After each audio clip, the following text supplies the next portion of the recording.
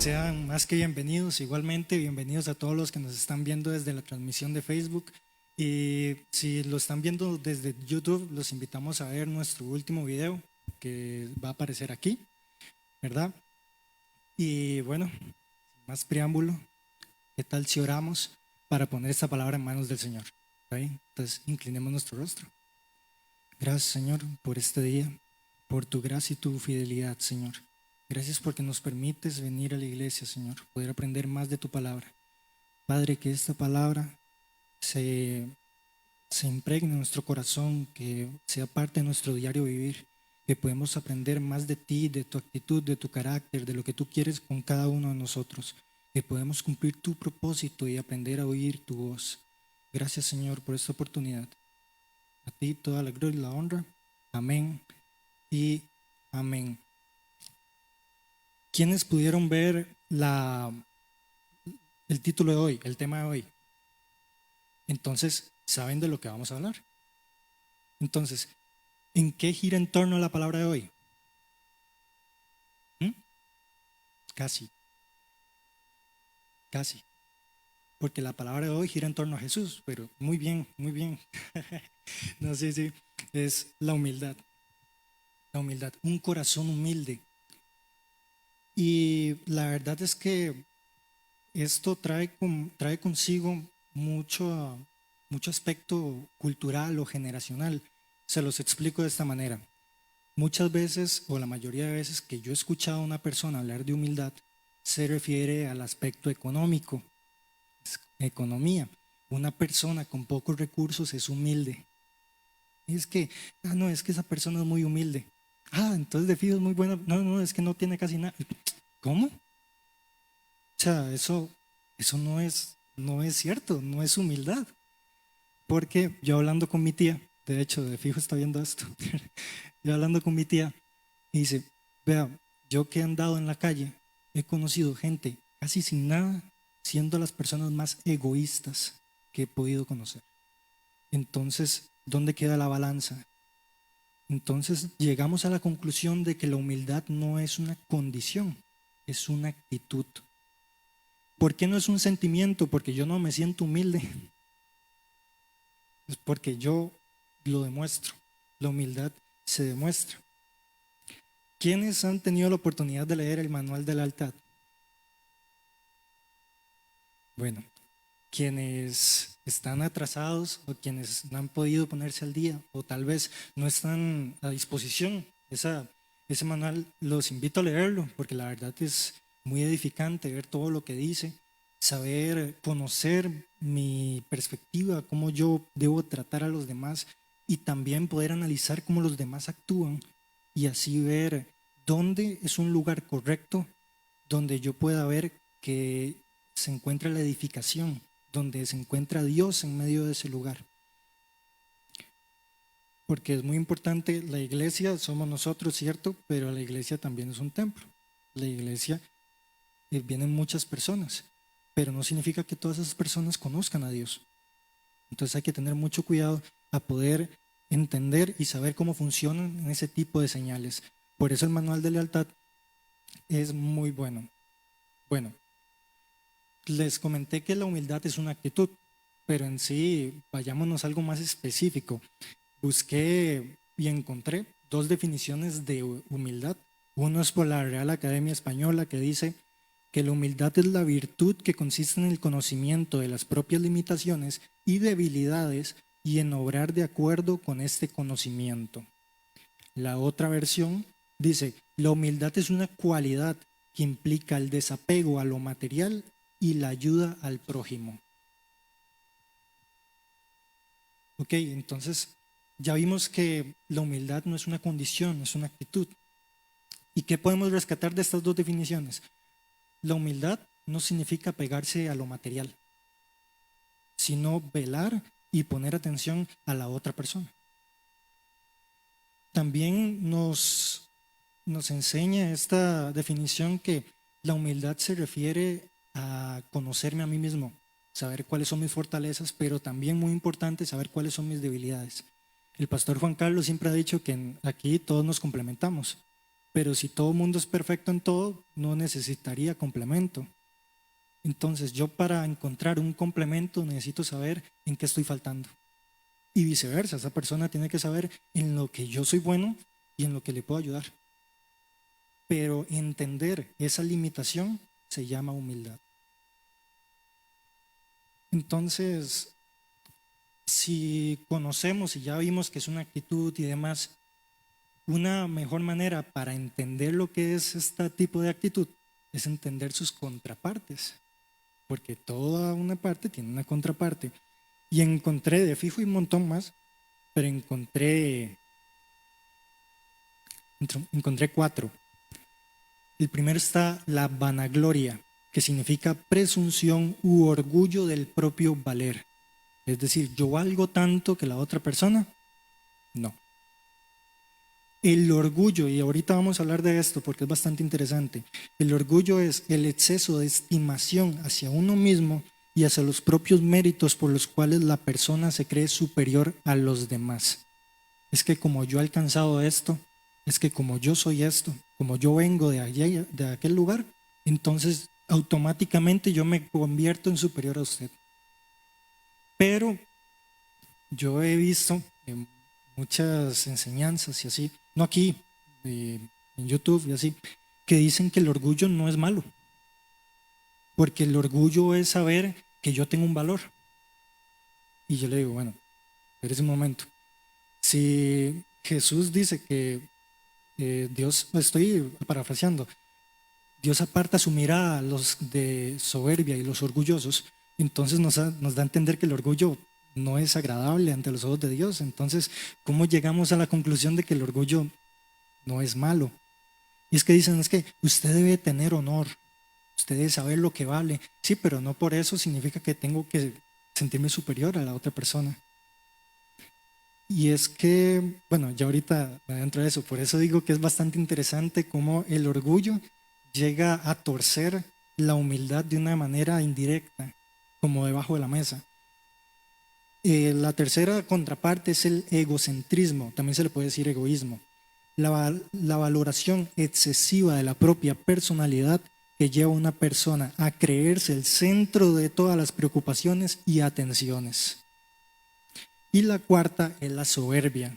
Recuerda que yo dije la soberbia y los orgullosos.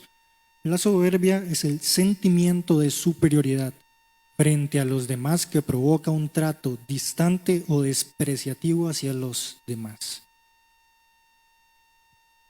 Sí, bueno, ya vimos el concepto de humildad en una manera general, pero ¿cómo abarcamos la humildad en lo que Jesús quiere para nosotros, en lo que la Biblia dice? Y es que, como les dije, uno tiene que hacerse valer, pero eso no significa que yo vaya a despreciar a la otra persona. Entonces, la humildad en el cristianismo, la humildad al yo tener una relación con Dios, es seguir los pasos de mi Padre sin olvidar de dónde vengo, en quien Él me ha transformado y en qué yo me voy a convertir en medio de su presencia. Por eso yo no voy a rebajar mi valor, porque yo tengo valor en Cristo. Pero como tengo que seguir los pasos de mi maestro, tampoco tengo que menospreciar a la otra persona. ¿Por qué? Porque ya de una no es agradable ante los ojos de Dios. Eso es humildad. Y antes de llegar a una parte donde voy a hablar de varios puntos, son, déjame ver, 10 puntos. Híjole, 10 puntos, dicen. Qué montón. Bueno, al principio eran 21, entonces, antes de llegar a esos puntos, creo que es una manera más fácil de aprender las cosas, de poder como ponerlas en categoría. Me gustaría que leyéramos un versículo que es Primera de Pedro 5:5. ¿Trajeron la Biblia? Sí. Yo aquí tengo los versículos, ¿verdad? Primera de Pedro 5:5.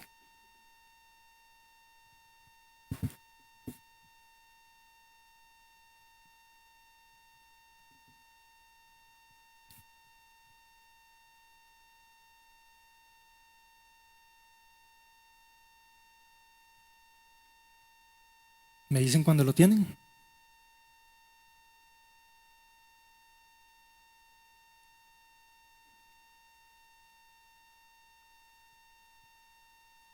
Bueno, dice, Primera de Pedro 5:5.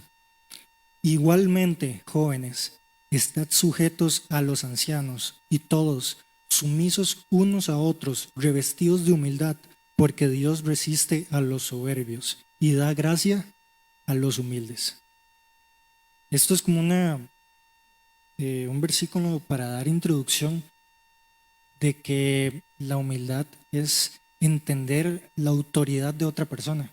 Y eso también, como dije antes, del manual de la lealtad, se enfoca mucho en saber respetar las autoridades. No solo autoridades como mi mamá y mi papá, que sabemos que son autoridades puestas por Dios, sino también como mi jefe, mi superior, el pastor, los líderes. Todos llegan a ser superiores, pero yo sabiendo quién soy en Cristo. Conociendo esas dos perspectivas, yo tengo que volverme sumiso, pero mantener mi valor como hijo de Dios. Como les dije, esa es una clase de introducción. Ahora, los 10 puntos están divididos en 6 y en 4. Los primeros 6 puntos son características de una persona humilde. ¿Ok? El primer punto es que no actúa por impulsos egoístas. Hace tiempo, aquí se habló sobre cuál es tú. Dígalo duro.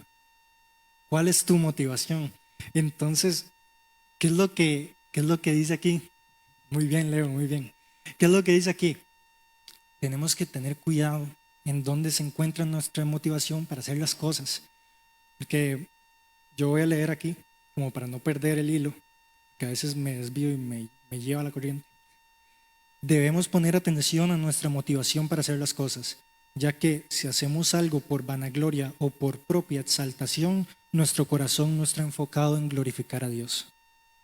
Y llega a ser bastante fuerte en cierto sentido porque a veces nosotros queremos tanto algo, ¿verdad?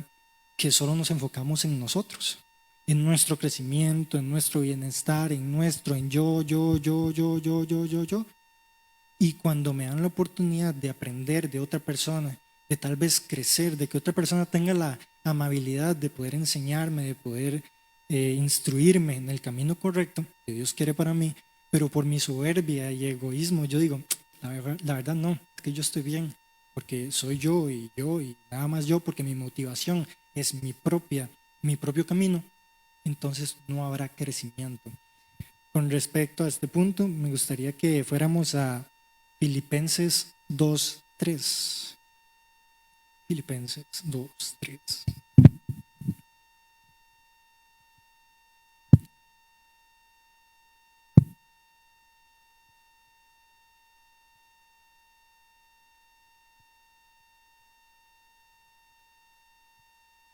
Listo. 2:3.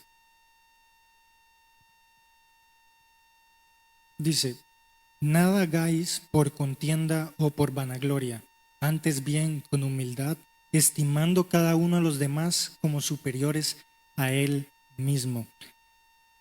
Dando a entender este versículo, nos enseña que la vanagloria no debe ser el centro de nuestra motivación, sino más bien no solo enfocarnos en nosotros, que si bien es importante, también velar por los que están alrededor nuestro.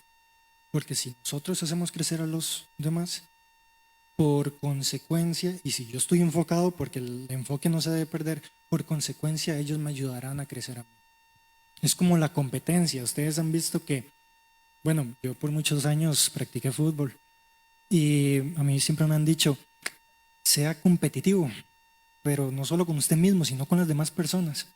Entonces, yo he llegado al punto en estar, no sé, en un gimnasio y estar 20 personas que son compañeros míos y que nadie me habla, nadie me dice nada, pero yo en mi mente, yo digo, yo voy a superarlo a él. Voy a hacer, no sé, más ejercicios, más repeticiones, más todo. Y como la otra persona ve que yo me estoy esforzando, automáticamente él querrá esforzarse más. Los dos crecemos sin decirnos una sola palabra. Pero yo no solo me estoy enfocando en mí, sino también estoy demostrándole a los demás el ejemplo. Asimismo debemos hacer con Cristo. Si nosotros sabemos quién es Cristo, que es nuestro Padre, y conocemos su amor para nosotros, debemos expresar ese amor para poder hacer que ese mismo amor pueda crecer en medio de otras personas. No es competitivo, otra vez, no es competición. Importante. Segundo punto de una característica de una persona humilde. Tiene en cuenta tanto sus propios intereses como el de los demás. Y es que creo que ya lo abarqué. De hecho, dice, al tener una vista más amplia de saber quiénes somos en Cristo, no solo buscamos nuestro propio crecimiento, sino también el crecimiento de los demás. Y estamos en Filipenses 2:3. Me gustaría que leyéramos en Filipenses 2:4. Vayan un versículo más. Dice, no mirando cada uno por lo suyo propio, sino cada cual también por lo de los otros.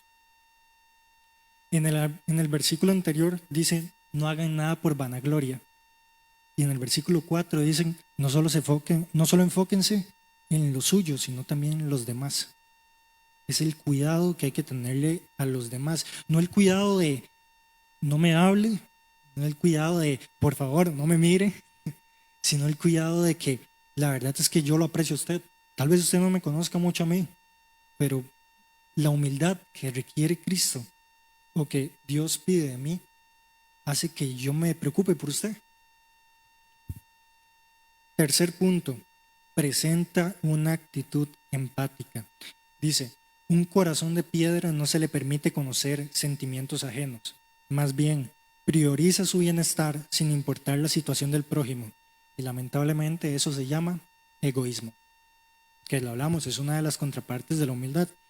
Saber que nadie más importa me coloca a mí como único en alrededor. Y como vimos creo que era en la soberbia, en el egocentrismo, literal, todo se complementa. Dice que yo me enfoco en ser el centro de atención, en el centro de las preocupaciones. No significa que no debamos estar preocupados. No significa que nuestro mal no deba exponerse, porque hay veces donde preferimos mejor dejar todo callado. Y si bien a veces Dios prefiere que nosotros no expongamos, porque podemos exponer y no tener una genuina sanación, que la sanación la aporta a Él.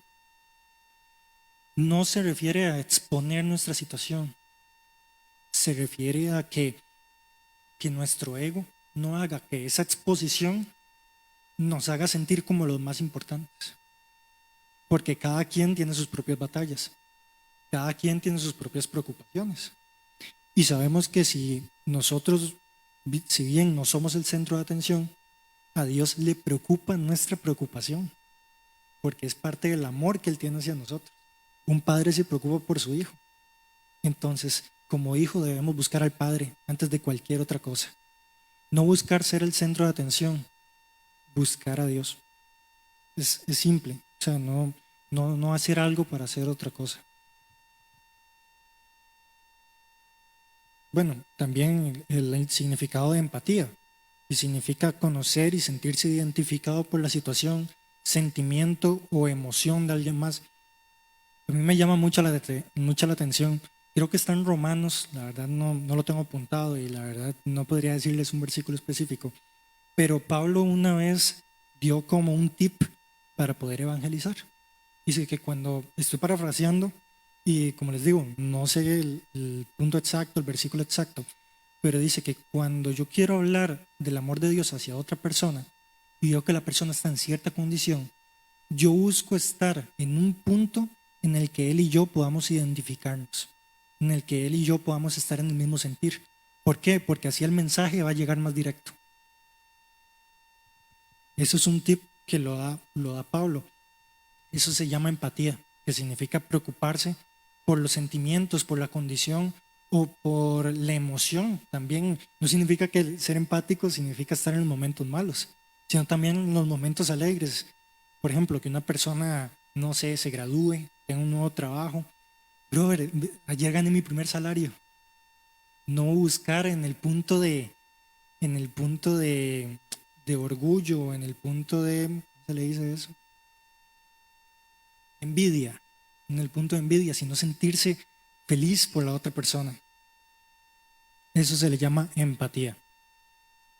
Cuarto punto, espera ser exaltado, pero exaltado por Dios. Antes yo conté sobre ser el centro de atención.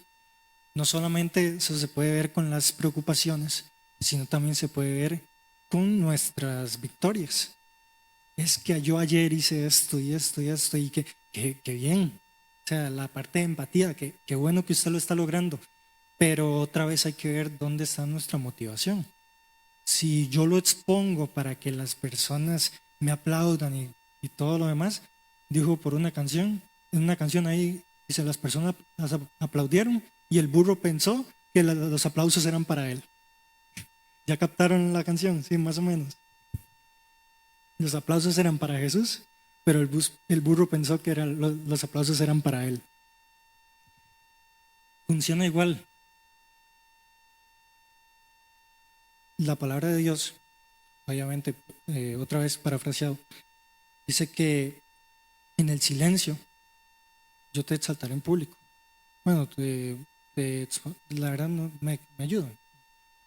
Que no, ajá, ajá. Pero sí, está excelente. Pero ahí la clave está en lo íntimo, no buscar exposición, porque eso llega a ser vanagloria. ¿Ok? Dios prefiere un clamor callado, es decir, íntimo, que un clamor falso expuesto a los demás. Y tengo dos versículos. Bueno, quisiera que leyéramos dos versículos con respecto a este punto en específico. El primero es Isaías 32, de 7 al 8. Isaías 32, del 7 al 8.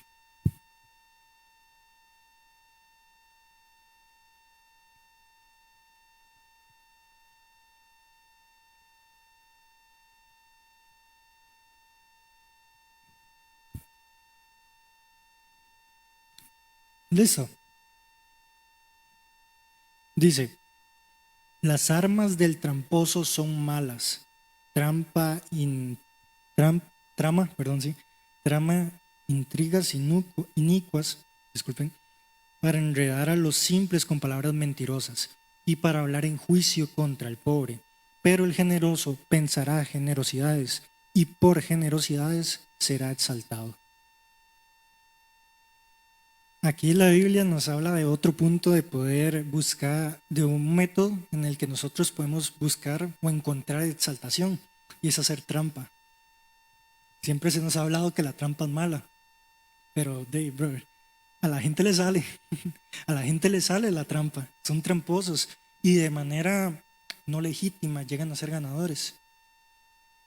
Entonces, desde su interior saben que la trampa hizo efecto y le salió la jugada de qué podemos hacer ahora. Sin embargo, dicen, no sean tramposos, es mejor ser generosos, porque por generosidades serán exaltados.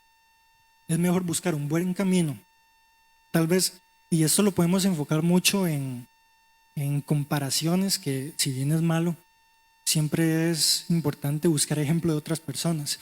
Y pasa mucho en el fútbol, otra vez con el fútbol, dice este brother, que a los 18 años es muy normal ver a gente de 18 años debutar en primeras divisiones y ganando un montón de plata y todo eso.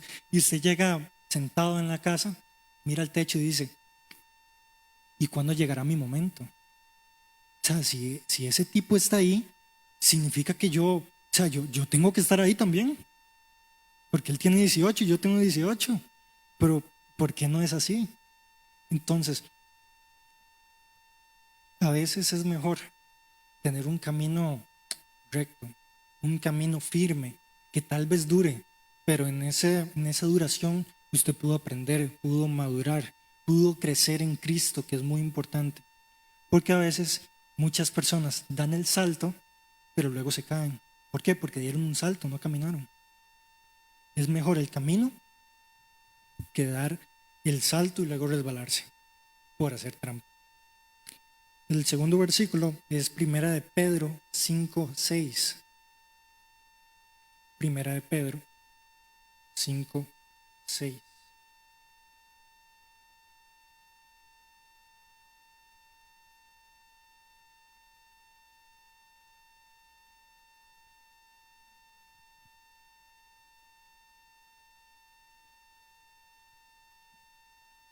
Dice, vosotros también, poniendo toda diligencia por esto mismo, añadid a vuestra fe virtud, a la virtud conocimiento. 5, primera de Pedro, 5, 6. Ay, 5, 5, 6, no mentira, 5 y yo estaba leyendo primera de Pedro 1, 5 y 6. Uy. Sí, sí.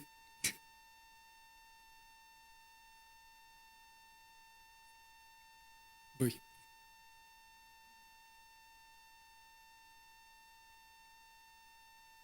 Brother, estoy en segunda de Pedro, no le digo. Primera de Pedro, ahora sí, 5, 6. Dice, humillaos pues bajo la poderosa mano de Dios, para que Él os exalte cuando fuere tiempo. Es decir, yo decido cuándo ser exaltado. Será el tiempo de Dios. Seamos diligentes al tiempo de Dios, mantengámonos firmes, porque si estamos en Él, tal vez tardemos en llegar a nuestra meta, pero será un camino sin turbulencia, será un camino con problemas, porque problemas los tenemos todos. El tema es que tenemos a la persona, quien pudo resolver, a quien es nuestro Salvador, quien resolvió todas nuestras preocupaciones, porque nuestras preocupaciones podemos ponerlas en Él, porque su yugo es fácil y ligero. Quinto punto, sobre características de una persona humilde. La persona humilde reconoce sus errores. Dice, no significa cometer errores, porque todos cometemos errores. Significa tener la humildad para saber que hice mal y buscar ayuda del Señor para sanar mi mente y mi corazón. Esto no lo vamos a leer, sino que se los dejo de tarea. Mentira.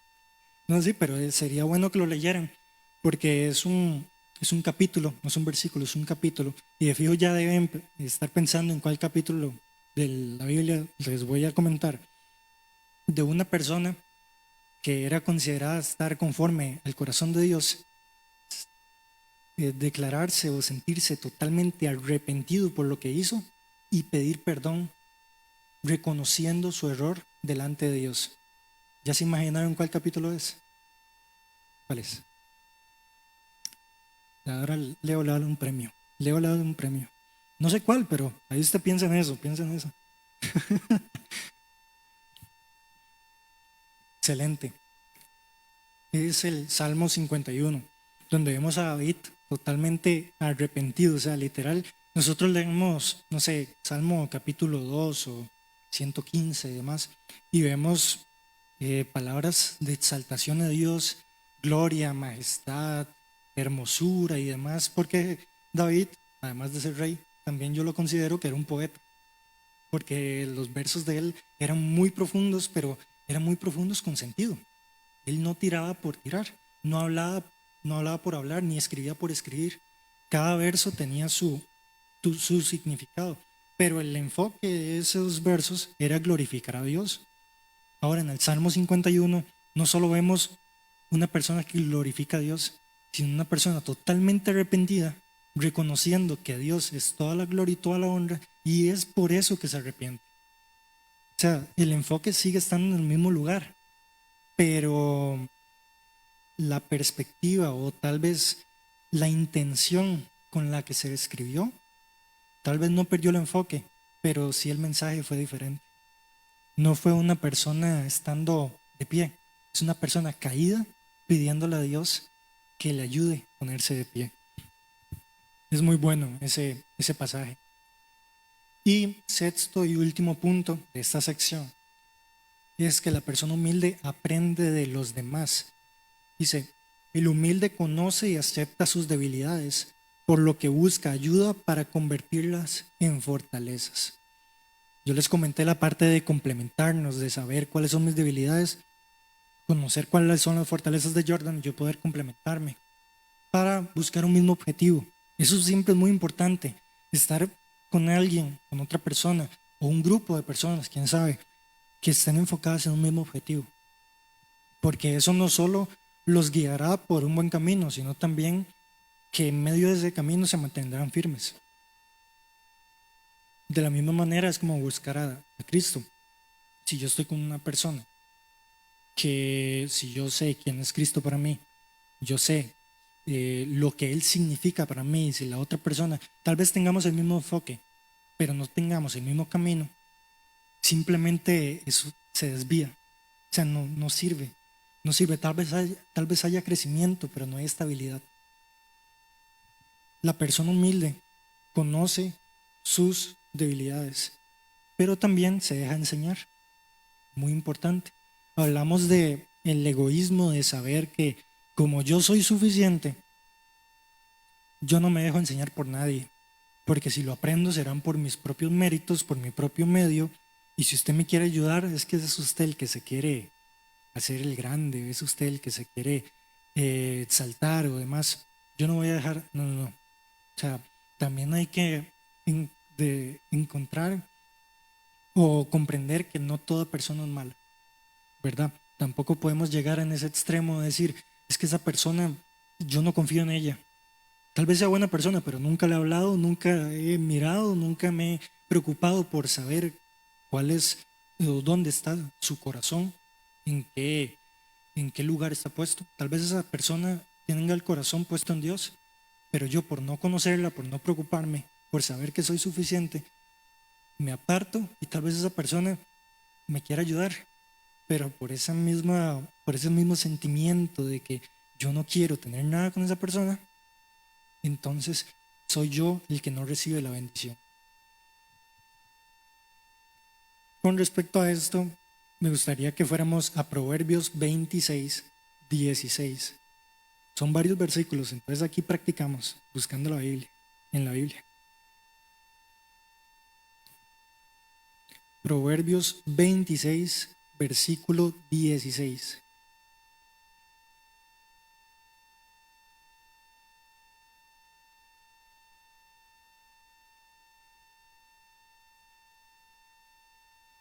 Dice, en su propia opinión, el perezoso es más sabio que 7 que sepan aconsejar. Entonces, si mi opinión es suficiente, ¿para qué voy a buscar la opinión de alguien más? Eso es egoísmo. ¿Por qué? Porque no solo estoy pensando en mí, dejando a los demás de lado, sino que automáticamente, bajo ese mismo concepto, estoy haciendo inferior a todos los demás. Perdón. Es algo que debemos tomar mucho en cuenta. Ahora sí, ya vimos 6 puntos, les dije que eran 10. Vamos a ver 4 puntos rápidos, no sobre características de una persona humilde, sino más bien sobre aclaraciones de la humildad. Sabemos qué es la humildad, pero ¿cómo poner en práctica la humildad en nosotros?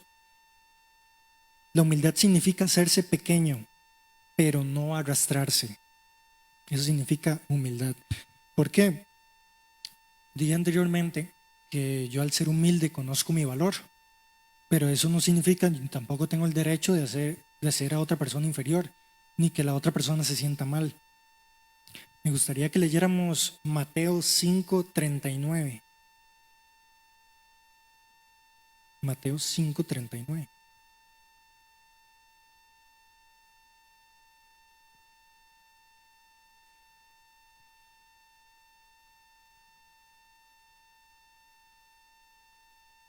Dice, pero yo os digo, no resistáis al que es malo, antes a cualquiera que te hiera en la mejilla derecha, devuélvele también la otra. Es decir, la otra mejilla, no el otro sopetazo, ¿no? Bueno, tuve que investigar, la verdad es que tuve que investigar porque yo he visto que muchas personas dicen, bueno, es que entonces si una persona me pega, no sé, me pega en este costado, tengo que poner el otro costado, que me pegue. Es que no significa eso.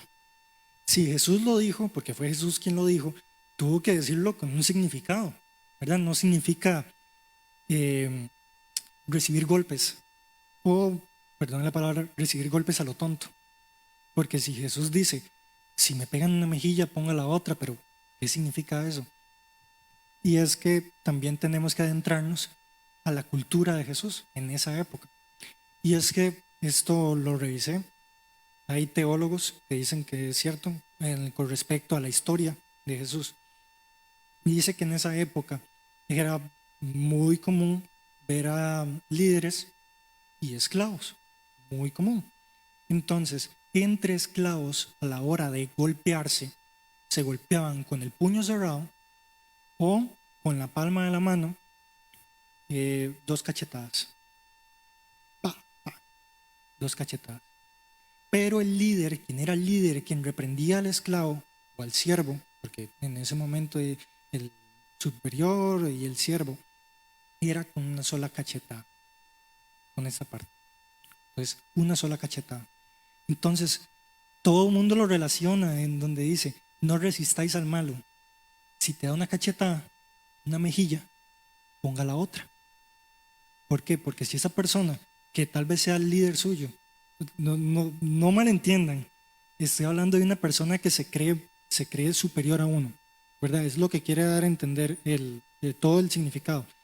Si esa persona le da una cachetada a usted, y si usted pone la otra y esa persona le da la otra cachetada, esa persona que se creía superior se rebajó a la de un siervo, dando a entender que no hay favoritos, no hay predilectos, no hay superiores a ninguno. Todos somos vistos de la misma manera a los ojos de Dios. Todos somos pecadores, todos hemos cometido errores. Sí, bien, tenemos autoridades y hay que respetarlas, pero a esto se refiere. Yo tengo la humildad de poner la otra mejilla, pero eso no significa que yo me voy a dejar. Eso quiere darse a entender, poder explicarle, poder darle a entender a la otra persona que nosotros dos tenemos el mismo valor en Cristo. Eso es entender mi valor, pero eso no significa arrastrarme, hacerme pequeño, como dice la frase, pero no, eso no significa arrastrarme. Eso es carácter también. Segundo punto, ser humilde no significa pasividad, o sea, ser pasivo.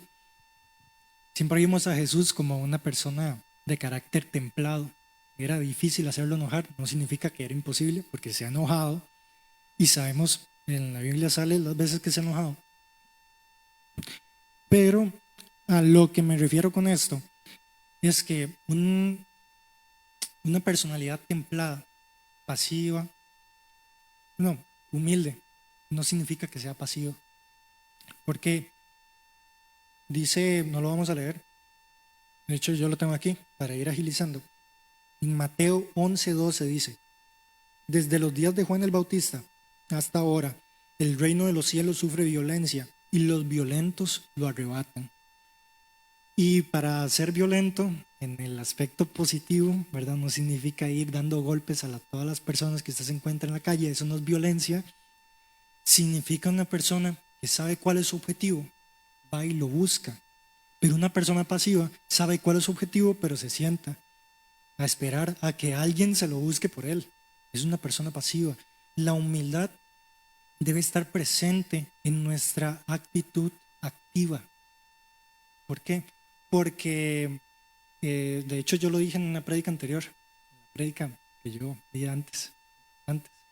Dije que no es malo ayudar a los demás, pero es que si usted no se mueve en ese proceso, es como estar en una carrera en la que usted compite contra los demás. Usted ayuda a que los demás lo sobrepasen a uno, sin que usted corra.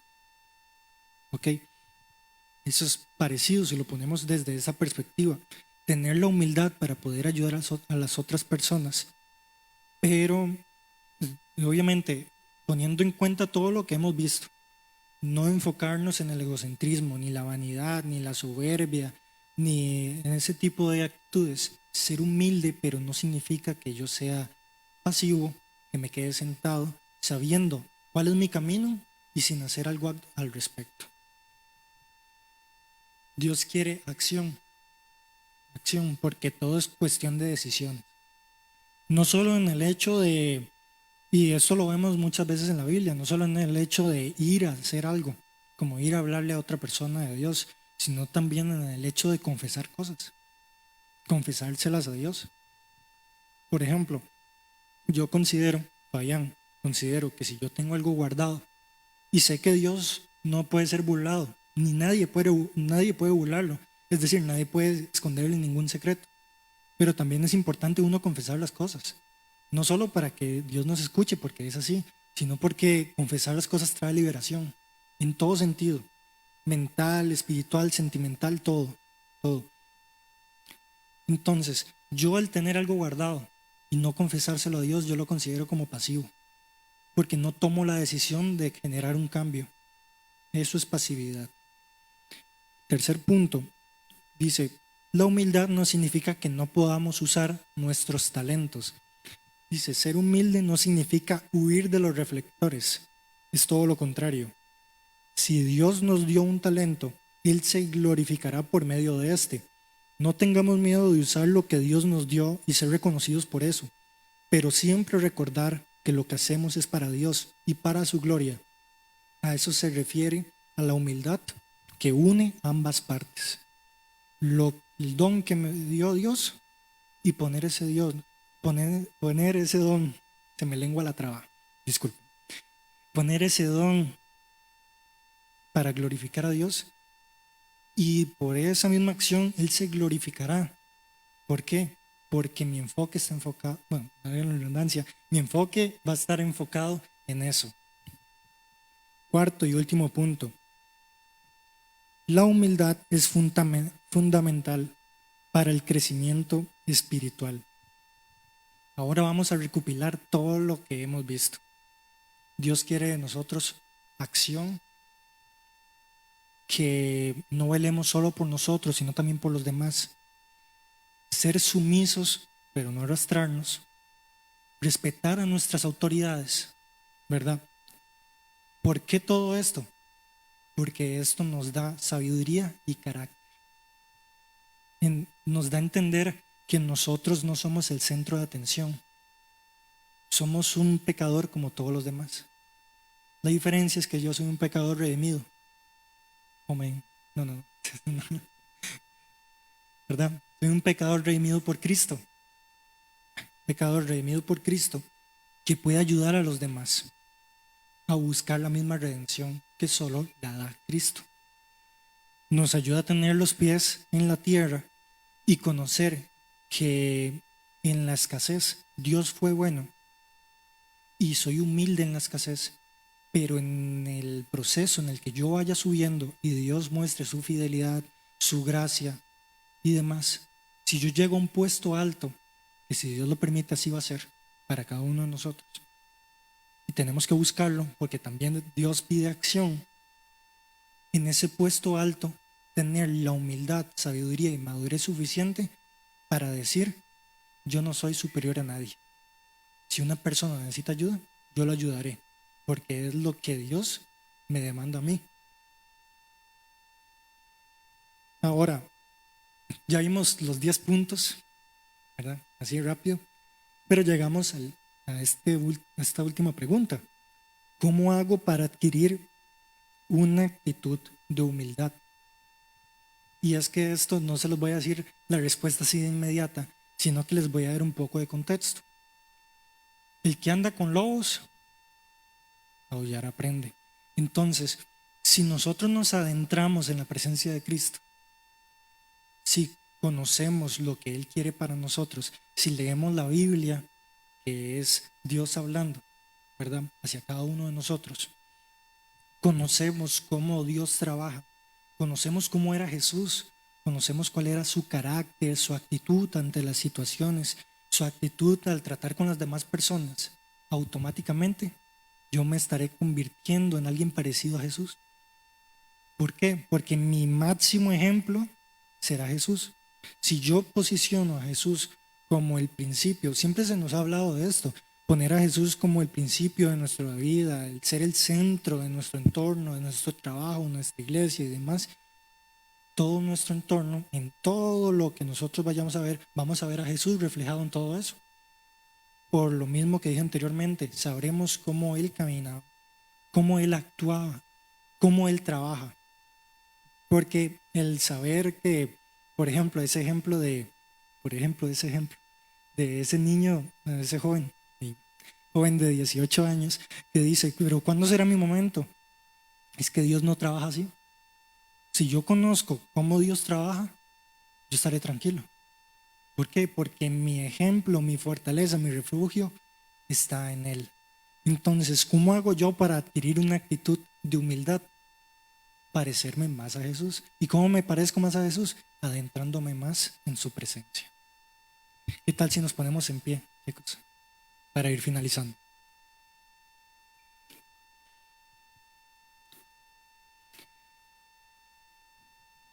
¿Qué tal si oramos para no solo despedir este culto, sino también para pedirle a Dios no solo que nos brinde esa humildad que es característica de Jesús, sino también para adoptar los distintos aptitudes y el carácter que Él tenía?